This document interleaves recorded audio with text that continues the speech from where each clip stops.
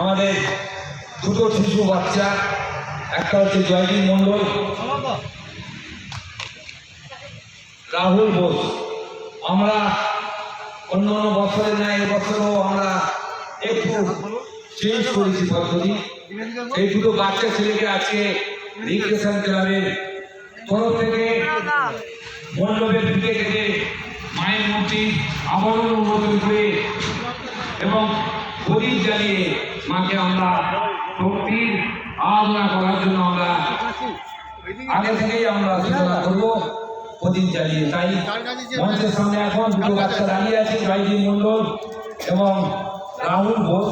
এরা ফিতে কাটবে, ফিতে কেটে মায়ের মূর্তি আবরণ উন্মোচন করবে। আপনারা একটু করতালির মাধ্যমে ওনাদেরকে উৎসাহ দেবেন, যাতে আগামী দিনে দুটো বাচ্চা ছেলে তারা আরো সমাজের ভালো কাজের জন্য তারা অনুপ্রাণিত হয়ে একটা জায়গায় পৌঁছতে পারে।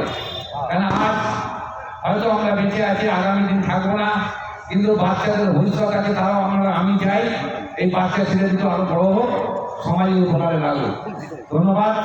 আমরা এখন এই ফিতে কেটে মায়ের মধ্যে আবর্তন উন্মোচন করার জন্য আমরা এটা উপস্থিত হয়েছি।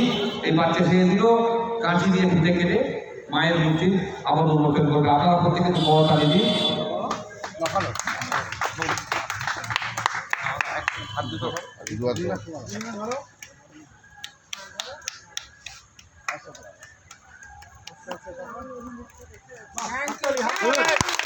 ধন্যবাদ এই ছেলে দুটোকে, বাচ্চা ছেলে দুটোকে।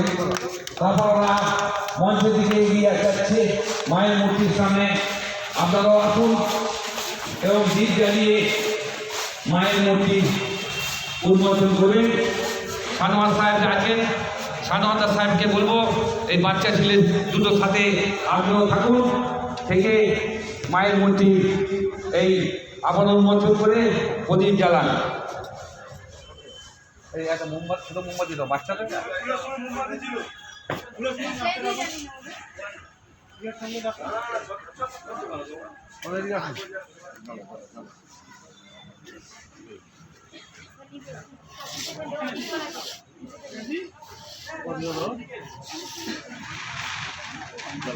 এখন মোমবাতি জ্বালিয়ে মাকে আমরা আগমনী বার্তা দিচ্ছি মাকে। কেন আগামীকাল কালী পূজা, তার আগে আগমনের বার্তা আমরা সূচনা দিয়ে দিলাম এই মোমবাতি জ্বালিয়ে। যারা অংশগ্রহণ করেছেন আজকের অনুষ্ঠানে তাদেরকে প্রত্যেককে আমি শুভেচ্ছা অভিনন্দন জানাচ্ছি।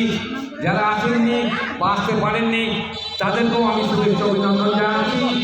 আপনারা আগামী দিন এবং যখন